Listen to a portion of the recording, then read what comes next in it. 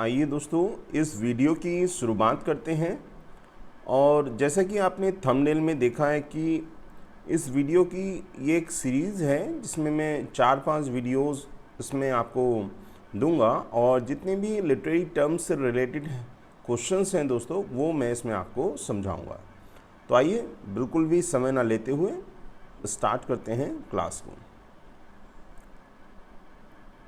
First question है, which language communicates ideas beyond the ordinary meaning of the words.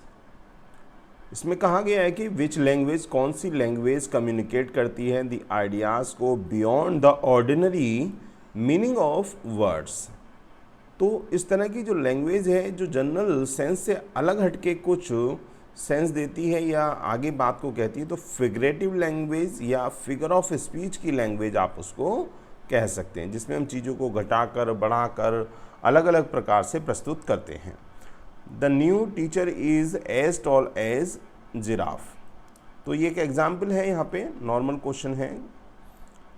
अगला question है दोस्तों, ए short descriptive poem of rural और pastoral life is called.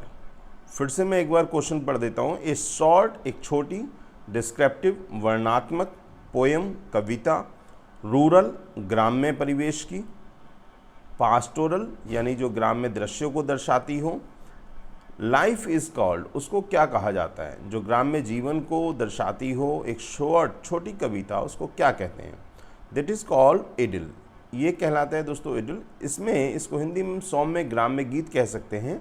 यहाँ पर एक ध्यान रखिएगा कि ये शॉर्ट है, डिस्क्रिप्टिव होगी, वर्णनात्मक होगी, रूरल ग्राम्य परिवेश को दर्शाती होगी, और ग्राम्य परिवेश में जिसकी भी कहानी या जिसको भी इसमें दर्शाया जा रहा है उसका जो आनंद का समय है, जॉय का जो समय है, खुशी का दृश्य, मीन्स इस टू से इसमें खुशी के दृश्य को प्रस्तुत किया जाता है।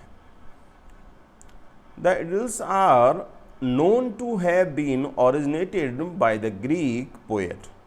ऐसा कहा जाता है इस विधा का जो ओरिजिनेशन किया है वो थियोक्राइट्स ने किया है, और जैसा कि कई और भी जो प्रकार हैं उनमें भी माना जाता है थियोक्राइट्स को, तो इस विधा का भी ओरिजिनेशन थियोक्राइट्स के द्वारा किया गया है। फिर क्वेश्चन है दोस्तों, व्हाट इज़ कर्टेन प्ले। एक कर्टेन प्ले क्या होता है। देखिए, प्ले के बहुत से प्रकार आपने पढ़े होंगे, यहाँ पर हम पढ़ रहे हैं कर्टेन प्ले क्या होता है, जिसको हम दूसरे शब्द में अगर कहें तो कर्टेन रेजर भी बोलते हैं। आप दोनों शब्दों को ध्यान रखिएगा, कर्टेन प्ले आपसे कहा जाए या कर्टेन रेजर आपसे कहा जाए, दोनों का मतलब सेम है। अब ये होता क्या है, it is A short play, यह एक छोटा सा ड्रामेटिक प्ले होता है। Short play before the main play, या यूँ कहिए before the starting of the main play, one act dramatic play. देखो मैंने इसको आगे मेंशन कर दिया है दोस्तों, one act dramatic play before the main play. आप ध्यान रखिएगा, किसी भी मेन प्ले से पहले एक short one act dramatic play, जिसको हम इंग्लिश लिटरेचर में कर्टेन रेजर या कर्टेन प्ले के नाम से जानते हैं, यह मुख्य प्ले से पहले किया गया एक छोटा सा लघु नाटक आप कह सकते हैं होता है। What is proletarian novel. Proletarian से आप समझ गए होंगे दोस्तों, सर्वहारा उपन्यास। प्रोलिटेरियन का मीनिंग होता है सर्वहारा, और सर्वहारा अगर आप समझते हो तो ये कहा जाता है मजदूर वर्ग को। हाँ, मजदूर वर्ग जो कामकाज करने वाला वर्ग है उसको। तो क्या है ये प्रोलिटेरियन नॉवेल, इसको समझते हैं। It is a novel written by workers mainly for other workers. ये सबसे इम्पॉर्टेंट लाइन है। इसी तरह से आपको एग्ज़ाम में लाइन दी होगी दोस्तों, और आपसे पूछा जाएगा इट इज़ अबाउट, है ना। अगर ये लाइन दी हो तो आप बताएंगे प्रोलिटेरियन नॉवेल, और अगर आपसे पूछा जाए कि ये नॉवेल क्या है तब आप कहेंगे a novel written by workers mainly for other workers. इसमें जो अन्य वर्कर्स होते हैं उनके क्रियाकलापों को इसमें दर्शाया जाता है। What is the theme of proletarian novel. इस प्रकार के जो नॉवल होते हैं उनका थीम क्या होता है। इनका थीम, जैसा कि मैंने आपको बताया कि जो वर्किंग क्लास है उसको इसमें डिनोट किया जाता है, दर्शाया जाता है। तो थीम भी क्या हुआ दोस्तों, उसका वर्किंग क्लास प्यूपिल, उनकी जो एक्टिविटीज़ हैं उनको इसमें दर्शाया जाता है। देखिए बहुत ही इंपॉर्टेंट पॉइंट मैं आपको बता रहा हूँ। आ डिनोमेंट इज़ द एंडिंग ऑफ, आपसे पूछा गया है कि व्हाट इज़ डिनोमेंट, और सीधे सीधे कहा गया है कि आ डिनोमेंट इज़ द एंडिंग ऑफ। डिनोमेंट किसकी एंडिंग को कहते हैं। हिंदी में इसको दोस्तों उपसंहार बोलते हैं। बहुत ही अच्छा क्वेश्चन है और टर्म की दृष्टि से, ड्रामे की दृष्टि से बहुत ही इम्पॉर्टेंट है। तो देखिए मैं आपको यहाँ पर समझाऊंगा इसमें कैसे ये चीज़ें होती हैं। देखिए आपने ट्रेजेडी के प्रकार आप पढ़ते हैं, तो आप जब ट्रेजेडी को पढ़ते हैं या कॉमेडी को पढ़ते हैं, तो ट्रेजेडी और कॉमेडी अगर हम प्ले की शुरुआत करें तो कोई भी ये नहीं बता सकता कि ये प्ले ट्रेजेडी है या कॉमेडी है, जब तक कि उसकी एंडिंग का पता ना हो। मीन्स इज टू से कोई भी प्ले कॉमेडी या ट्रेजेडी में बदल सकता है अपनी एंडिंग के अकॉर्डिंग। तो मैं आपको इसके बहुत ही इम्पॉर्टेंट पॉइंट बता देता हूँ। सबसे पहला पॉइंट जो आता है दोस्तों, किसी भी वर्क में, ड्रामे में, वो एक्सपोजिशन कहलाता है, जिसमें हमें प्ले के अंदर होने वाली गतिविधियों की जानकारी मिलती है। फिर उन गतिविधियों को आगे बढ़ाया जाता है, जिसको हम ग्रोथ के रूप में जानते हैं। ये इसी क्रम में ये पॉइंट्स आप ध्यान रखिएगा। सबसे पहले एक्सपोजिशन, फिर ग्रोथ, और फिर उसमें जो घटनाएं हैं वो अपने चरम पर होती हैं, तो उसको दोस्तों हम क्लाइमैक्स के रूप में जानते हैं। और क्लाइमैक्स के बाद जो अगला पार्ट बनता है दोस्तों, उसको रेजोल्यूशन हम बोलते हैं। तो ये सारे ड्रामे के पार्ट हैं दोस्तों, ध्यान रखिएगा। सबसे पहले एक्सपोजिशन, फिर ग्रोथ, फिर क्लाइमैक्स, फिर रेजोल्यूशन, और फिर लास्ट में होता है एंड। अब यहाँ पर दोस्तों थोड़ा फोकस करिएगा कि अगर जो एंड है वो हैप्पी हो, तो ये जो एंड है ये डिनोमेंट कहलाता है। अगर एंड हैप्पी हो तो ये एंड डिनोमेंट कहलाएगा, और अगर ये एंड दुखद हो, ट्रेजेडीफुल हो, तब ये कैटास्ट्रोफे कहलाता है। ये ध्यान रखिएगा। तो अंत में जाकर ही पता चलता है कि इट इज़ अ ट्रेजेडी और इट इज़ अ कॉमेडी। तो ये सारे जो इम्पॉर्टेंट पॉइंट्स हैं इसके आप ज़रूर याद रखिएगा। पहला एक्सपोजिशन, फिर ग्रोथ, ये दोनों में कॉमन होंगे दोस्तों, क्लाइमैक्स, रेजोल्यूशन, और फिर एंड। और ये जो एंड होता है, अगर ये हैप्पी होगा तो कॉमेडी बन जाएगी, और ये अगर दुखद है तो ये ट्रेजेडी बन जाएगी। और ट्रेजेडी का जो एंड है उसको हम लिटरेचर की भाषा में कैटास्ट्रोफे बोलते हैं, जिसका मतलब होता है विनाश, बर्बादी। और डिनोमेंट ये हैप्पी होता है। तो आपको समझ में आ गया होगा आसानी से। दोनों के पॉइंट्स को आप ध्यान रखिएगा। यहाँ कहा गया है क्वेश्चन नंबर 8 में, in a tragedy the conclusion is often called. दोस्तों या तो वो एंड शब्द का प्रयोग करेगा या कहेगा कंक्लूजन। तो दोनों ही बातों को आप याद रखिएगा। वो आपसे पूछेगा in a tragedy the conclusion is called, in a comedy the conclusion is called. अगर कॉमेडी में पूछता है तो आप कहिएगा डिनोमेंट, अगर ट्रेजेडी में पूछता है तो आप कहिएगा कैटास्ट्रोफे। अब है दोस्तों curtal sonnet. What is curtal sonnet. देखिए कर्टेल सोनेट जैसा कि शब्द से स्पष्ट है, तो ये एक प्रकार है सोनेट का ही दोस्तों। अब सोनेट में कर्टल शब्द जुड़ा है। कर्टल का मतलब थोड़ा सा उसमें से कम किया गया। तो जो मेन सोनेट होता है दोस्तों, उसमें आपको मालूम है कि 14 लाइन्स होती हैं। अब 14 लाइन्स को थोड़ा सा कम करके एक और विधा बनी सोनेट की, जिसको कर्टल सोनेट कहा गया। कर्टल सोनेट को ओरिजिनेट करने का श्रेय जी.एम. हॉपकिंस को जाता है दोस्तों, जी.एम. हॉपकिंस। अब इसमें होता क्या, आपसे पूछ लिया जाए कि कर्टल सोनेट में कितनी लाइनें होती हैं, तो ध्यान रखिएगा दोस्तों, इसमें 10 लाइन्स होती हैं और एक हाफ लाइन होती हैं। 10 लाइन्स और एक हाफ, या यूँ कहें कि 10.5 लाइन इसमें होती हैं। लेकिन जब हम लाइन की काउंटिंग करेंगे तो दोस्तों 10.5 कोई नहीं कहता, उसको 11 लाइन बोलते हैं। तो यह तो ऑप्शन में दिया होगा 10.5, और अगर 10.5 नहीं दिया है, क्योंकि ये जो अंतिम लाइन होती है ये हाफ होती है, तो फिर उसमें 11 अगर दिया हो तो आप 11 को सेलेक्ट कीजिएगा। अगर दोनों दिए हों दोस्तों तो फिर आप 10.5 को सेलेक्ट कीजिएगा। Curtal sonnet was invented by, मैंने आपको बता दिया, G.M. हॉपकिंस के द्वारा। The variorum edition is, variorum edition किसको कहते हैं? What is variorum edition? तो है the latest edition of a work. इसको थोड़ा सा मैं आपको एक्सप्लेन कर देता हूँ, बात तो आपको समझ में आ गई होगी कि वेरियोरम एडिशन कहलाता है जो सबसे नवीन एडिशन आया है उसको, लेकिन इसमें क्या पॉइंट्स इंक्लूड हैं इसको मैं आपको थोड़ा सा बताने का प्रयास करता हूँ। Originally an edition of an author's work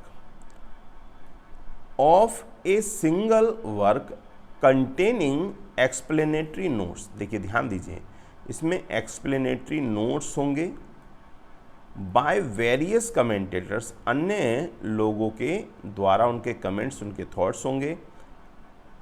in recent uses however the term has come to mean an addition.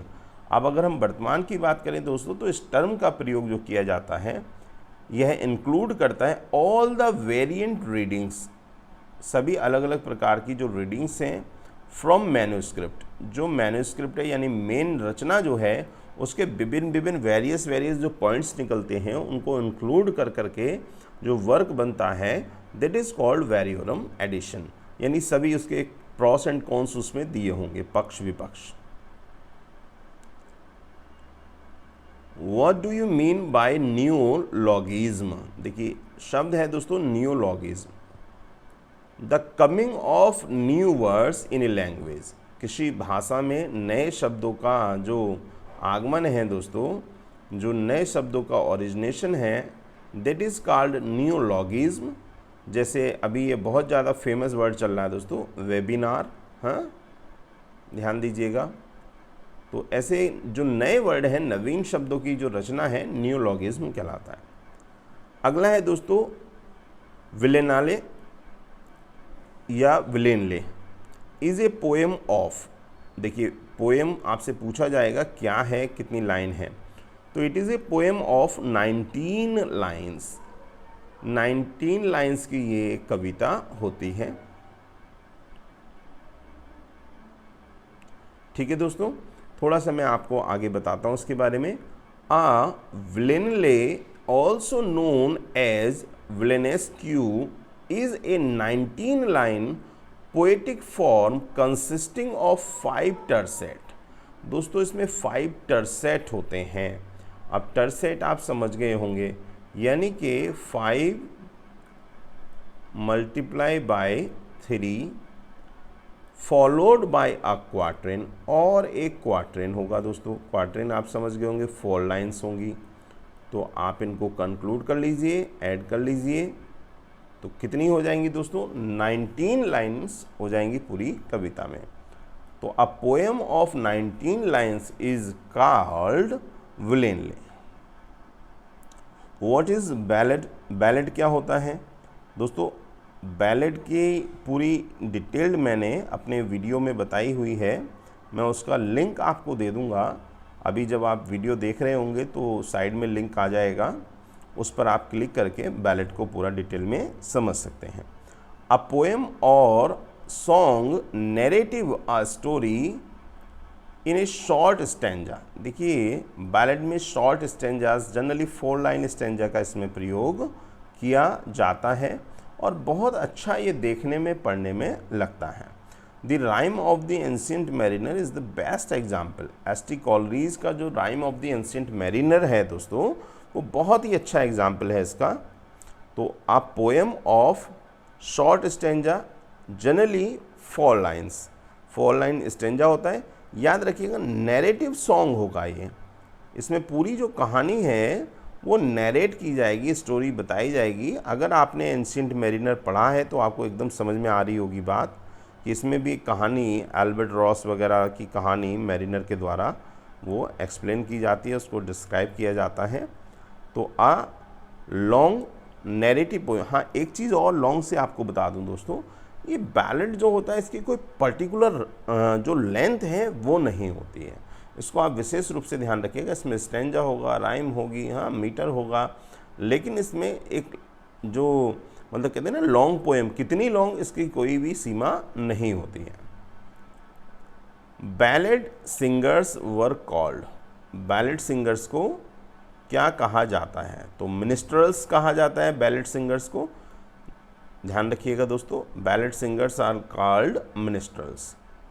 ये सीरीज़ आप पूरी सीरीज़ कर लीजिएगा तो मैं समझता हूँ कि कोई भी जो लिटरेरी टर्म हैं जो एग्ज़ाम में पूछे गए हैं या संभावित हैं वो सारे मैं इसमें कवर अप करूँगा। आप बस इस सीरीज़ को कंप्लीट करते रहें, अपना नोट तैयार करते रहें।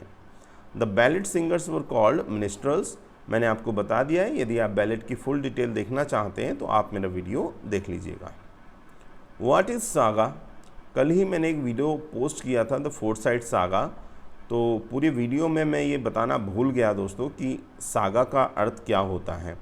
तो फिर मेरे को याद आया कि मैं अब कैसे बताऊं, तो इसलिए मैंने उसका जो थंबनेल है उसी में मैंने लिख दिया कि सागा का क्या मीनिंग है और फोरसाइट का क्या मीनिंग है।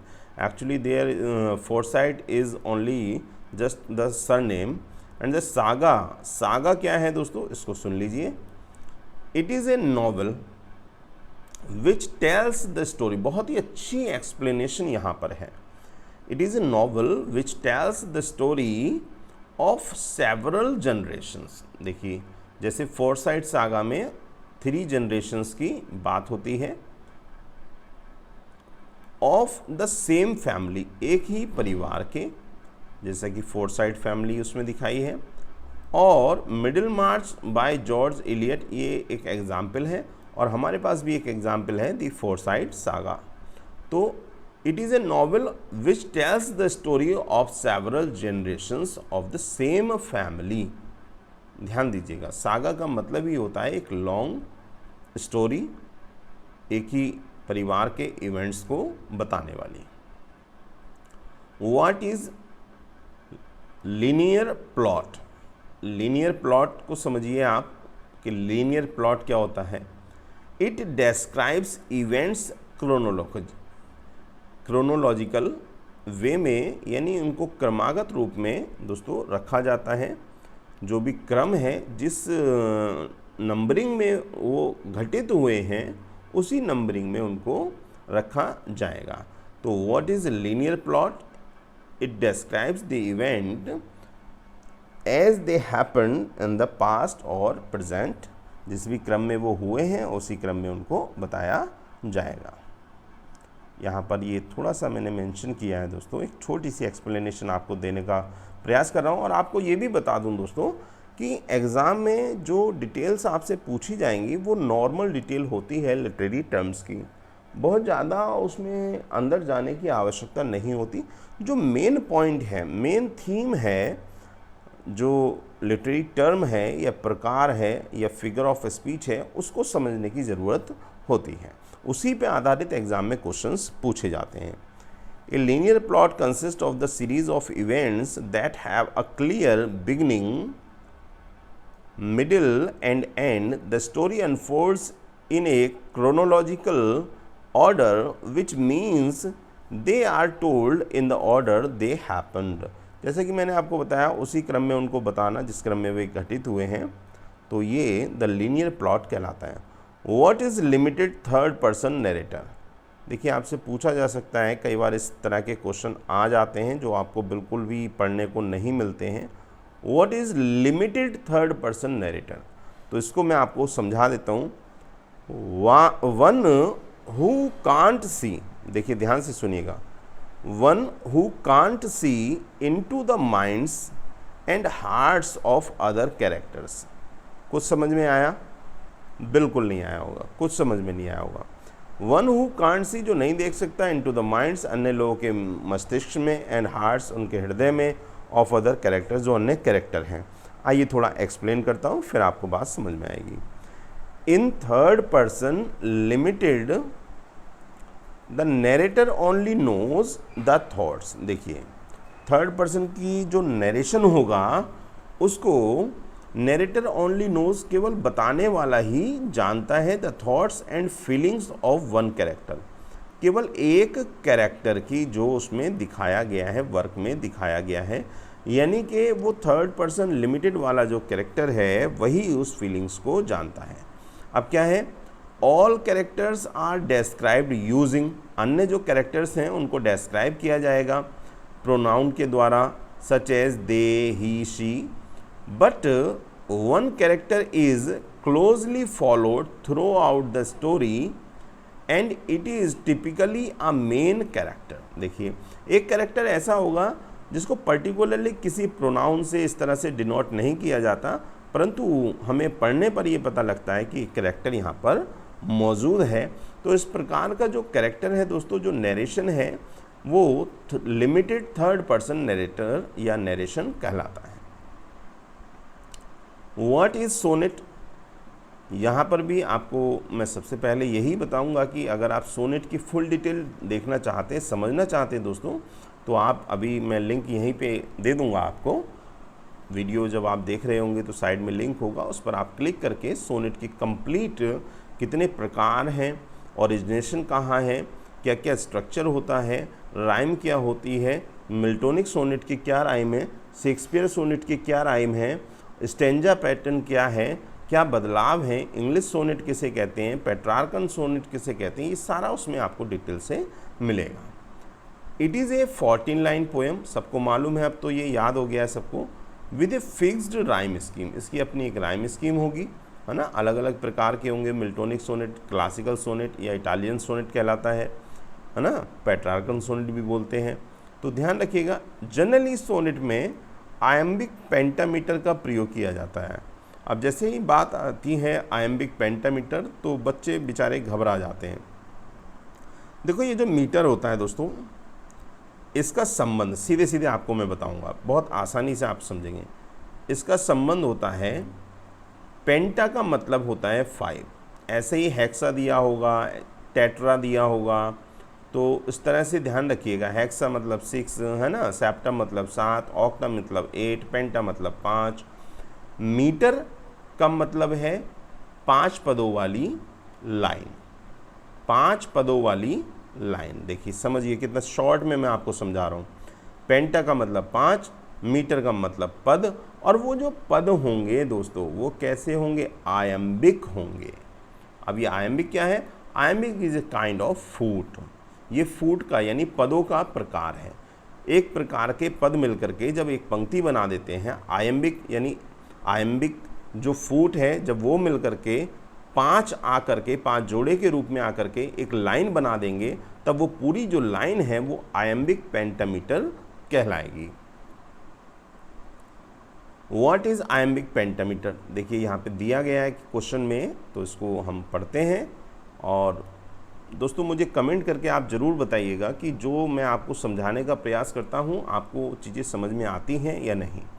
What is iambic pentameter? It is a line of writing that consists of 10 syllables। देखिए मैंने कहा था जोड़े में, तो 5 हमने कहा था, पेंटा का मतलब 5 होता है, और ये जोड़े में होंगे, है ना, जोड़े में होंगे तो सिलेबल कितने हो गए दोस्तों, 10 सिलेबल हो गए। 5 में 5 के बने डबल तो 10 हो गए। इन ए स्पेसिफिक पैटर्न, इसका एक अपना पैटर्न होता है। और जैसे आयम्बिक का जो पैटर्न है वो है अनस्ट्रेस्ड, यानी कि जो सिलेबल होगा दोस्तों वो पहला सिलेबल अनस्ट्रेस्ड होगा, followed by a stressed syllable, और दूसरा जो होगा वो स्ट्रेस्ड सिलेबल होगा।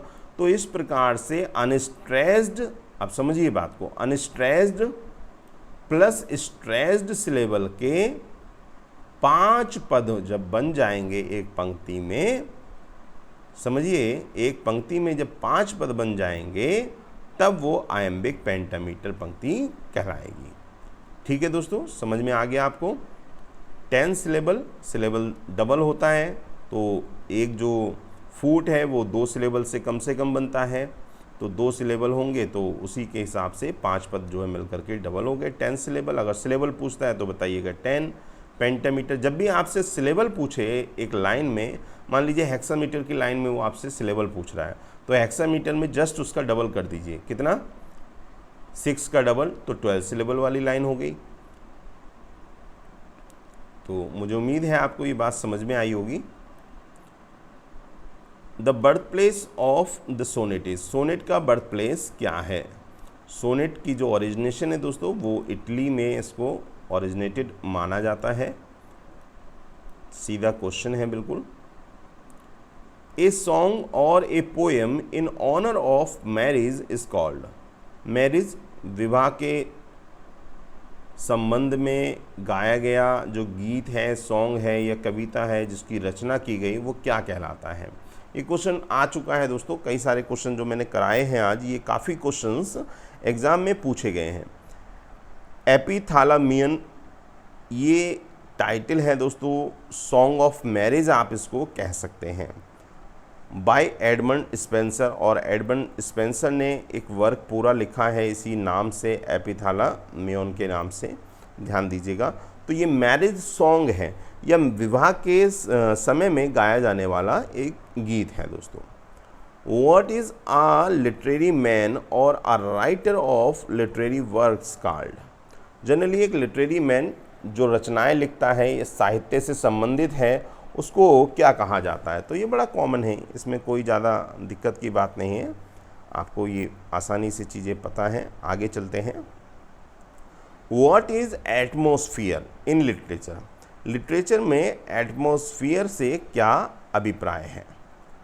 देखिए, आप ये मत सोचिएगा कि कुछ नए शब्द हैं कुछ पुराने शब्द हैं दोस्तों। ये सारा मैं एक सीरीज़ लेकर के आया हूँ टर्म का। आपकी बहुत शिकायत रहती है कि sir literary terms figure of speech नहीं कराया, तो जितने भी हो सकता है मैक्सिमम मैं इस सीरीज़ में पूरे 4-5 वीडियो तो ज़रूर मुझे बनाने पड़ेंगे दोस्तों, क्योंकि बहुत लंबा टॉपिक भी है और आपको बता दूँ इसमें अच्छे क्वेश्चन मिल जाते हैं।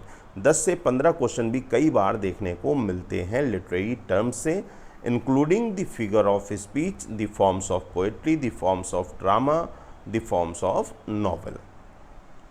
तो atmosphere in literature, it means the mood either moral, देखिए ये एक प्रकार की मनोभावना है, moral, sensational or emotional or intellectual which dominates a story or a novel.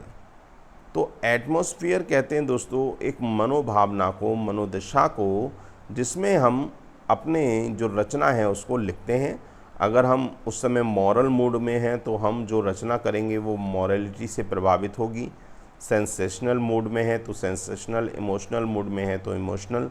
तो ये चीज़ें जनरली एटमॉस्फेयर का आप सेंस समझिए कि जिस तरह का माहौल है, जनरली आप एटमॉस्फेयर से माहौल का अर्थ समझते हैं, लेकिन लिटरेचर के संदर्भ में यहाँ जो राइटर है उसकी जो मेंटल कंडीशन है उस समय लेखन की, उसको एटमॉस्फेयर कहा जाता है।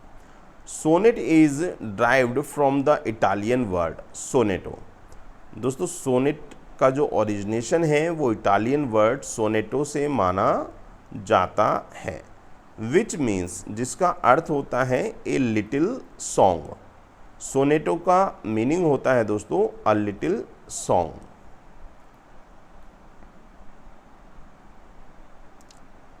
At present, sonnet is used to express every kind of, देखिए पहले क्या था दोस्तों कि जो सोनेट थे वो लव सोनेट हुआ करते थे, प्रेम के ऊपर लिखे जाते थे।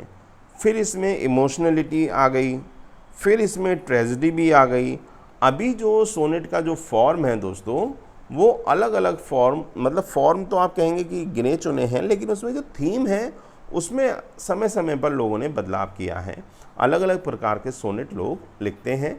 तो यहाँ पर पूछा गया है कि at present sonnet is use to express every kind of, प्रत्येक प्रकार की जो थॉट है ना दोस्तों वो इसमें दे दी जाती है, सेंटिमेंट एंड पर्पस। कोई उद्देश्य है वो भी किसी भी प्रकार का, चाहे किसी भी प्रकार की सेंटिमेंटल जो अवस्था है वो है।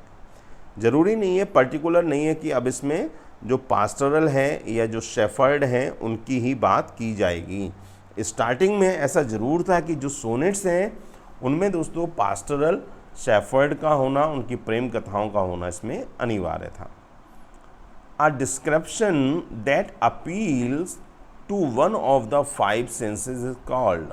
देखिए, अ डिस्क्रिप्शन एक ऐसा वर्णन दैट अपील्स, जो अपील करता है to one of the five senses, हमारी किसी एक सेंस को वो पर्टिकुलरली इंडिकेट करता है, डिनोट करता है, जागृत करता है, that is called imagery.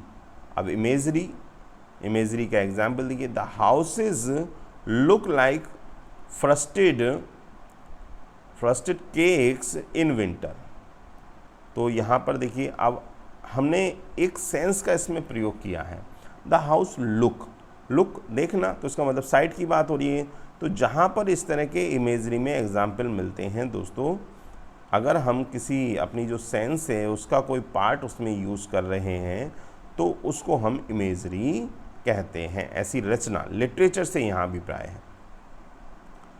A poem that tells a story with plot, setting and characters is called a poem. देखिए, यहाँ पे कहा जा रहा है दोस्तों ए पोएम, एक ऐसी कविता जिसमें स्टोरी भी हो, प्लॉट भी हो, सेटिंग भी हो और कैरेक्टर्स भी हों, ऐसी कविता को क्या कहा जाता है? तो such kind of poem is called narrative poem.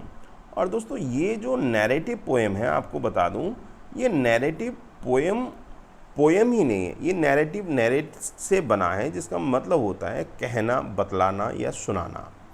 किसी बात को नैरेट करते हुए एक स्टोरी के रूप में आप जब कहते हैं, चाहे वो वर्स में कहें या प्रोज में कहें, तो वो नैरेटिव, उसमें शब्द जुड़ जाता है। अब नैरेटिव स्टोरी भी होती है दोस्तों, नैरेटिव पोएम भी है। तो यहाँ पर पूछा गया है पोएम के बारे में, तो वो नैरेटिव पोएम कहलाएगी। जैसे आप देखें कि द कैंटरबरी टेल्स जो है, the Canterbury Tales by Geoffrey Chaucer, ये it is a long narrative poem. ये लॉन्ग यानी एक लंबी वर्णनात्मक कविता है, जिसमें कहानी को नैरेट किया जा रहा है राइटर के द्वारा और स्पीकर के द्वारा। A poem with no metre or no rhyme is called. A poem with no metre, ना तो मीटर है दोस्तों, ना ही राइम है। बहुत आता है, बच्चे बड़े कंफ्यूज होते हैं, व्हाट इज़ फ्री वर्स और व्हाट इज़ ब्लैंक वर्स। आइए समझते हैं जरा इसको, एक झटके में आप बता देंगे कि what is blank verse, what is free verse. देखिए, फ्री वर्स सीधे सीधे यहाँ पर लिखा है नो मीटर नो राइम, इसको आप रट लीजिए। नो मीटर नो राइम तो हो गया फ्री वर्स। अरे ना तो उसमें मीटर है ना ही है राइम, तो हो नहीं गया क्या, फ्री हो गया वो तो फिर। अरे जो छंद होते हैं, छंद का मतलब है काव्य को एक निश्चित नियमों में, लेखन के नियमों में बांध देना। अब जब ना तो हम मीटर, ना तो कोई छंद प्रयोग कर रहे हैं, ना कोई राइम प्रयोग कर रहे हैं, ना तुक उसमें लगा रहे हैं, तो नियम तो कोई रहा ही नहीं। अब जब नियम कोई नहीं रहा तो सीधे सीधे हो गया free verse. Free verse, verse का मतलब होती है कविता। कैसी कविता? जो फ्री हो, ना उसमें छंद हो, ना उसमें राइम हो, ना तुक हो। तो समझ में आ गया होगा। अब ये तीनों जो एग्जाम्पल हैं, इनको मैं स्पष्ट कर देता हूँ। यहाँ पे मैंने लिख दिया है, ये आपसे पूछे जाते हैं, आप लोग परेशान होते हैं। पोइट्री, सबसे पहले फॉर्मल वर्स। फॉर्मल वर्स क्या होता है? Poetry with a strict metre, एक मीटर दिया हो, अपना एक पैटर्न दिया हो, एंड राइम स्कीम। जब उसमें राइम स्कीम भी हो तो वो फॉर्मल वर्स कहलाती है। मतलब मीटर भी है और राइम भी है, तो वो फॉर्मल वर्स कहलाएगा। क्लियर दोस्तों, समझ में आ गया होगा आपको। अब करते हैं बात ब्लैंक वर्स की। देखिए, ध्यान से सुनिए, what is blank verse? Poetry with a strict metre, इसमें मीटर तो होगा, ध्यान से सुनना, ब्लैंक वर्स में मीटर तो होगा, बट नो राइम स्कीम, परंतु तुक नहीं होगा। ठीक है, मीटर तो होगा, पेंटामीटर हो सकता है, कोई सा भी मीटर हो सकता है, लेकिन राइम नहीं होगी। ठीक है, तुक नहीं होगा। अब बात करते हैं फ्री वर्स की।